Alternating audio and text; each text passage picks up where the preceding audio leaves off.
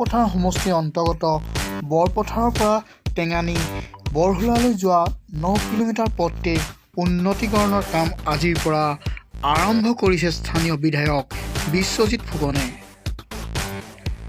উল্লেখ্য যে অহা 4, 5 আৰু 6 মাৰ্চত টেঙানীৰ বৰহোলা শ্যামগাঁৱত অনুষ্ঠিত কৰা বুদ্ধ ধৰ্মাৱলম্বী লোকসকলৰ ধৰ্মীয় উৎসৱ পৈলেঙলৈ অহা অতিথিসকলৰ সুচল যাতায়াতৰ লগতে টেঙানী ৰাইজৰ দৈনন্দিন অসুবিধাৰ প্ৰতি লক্ষ্য ৰাখি বিধায়কজনে প্ৰায় এই 9 কিলোমিটাৰ পথ নিজা প্ৰচেষ্টাৰে নিৰ্মাণৰ কাৰ্য হাতত লৈছে।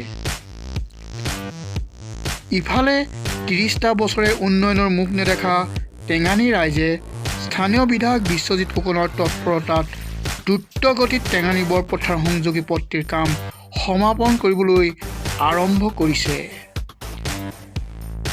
অন্যহাতে টেঙানীবাসীয়ে বিধায়কজনৰ এই কাৰ্যক সকলোৱে একেমুখে শলাগ লোৱাৰ লগতে ধন্যবাদ জ্ঞাপন কৰিছে।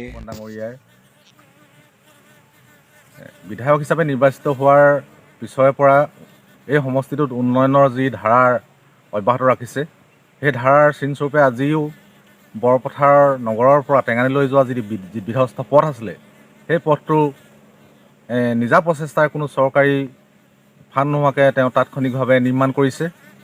আৰু এই নিৰ্মাণৰ মূলতে টেঙানীৰ বৰহোলাত যি বৌদ্ধ ধৰ্মাৱলম্বী লোকসকলৰ এক মহা উৎসৱ তাত আয়োজন কৰিছে, য'ত 4-5 হাজাৰ অতিথি এই পথেৰে ইয়ালৈ আহিব। গতিকে সেই অতিথিসকলে যাতে কোনো ধৰণৰ অসুবিধা নহয়, লগতে এই অঞ্চলৰ স্থানীয় ৰাইজৰ যি বিধ্বস্ত পথৰ বাবে আজি যি তেওঁলোকৰ দুৰ্ভোগ ভুগিবলগীয়া হৈছিল, তাৰো যাতে উপশম ঘটে, সেই উদ্দেশ্যে বিধায়ক মহোদয়ে নিজা প্ৰচেষ্টাৰে এই পথটো আজি নিৰ্মাণ কৰিছে। আৰু আমি এই ক্ষেত্ৰত বিধায়ক মহোদয়ক অত্যন্ত ধন্যবাদ জনাইছোঁ।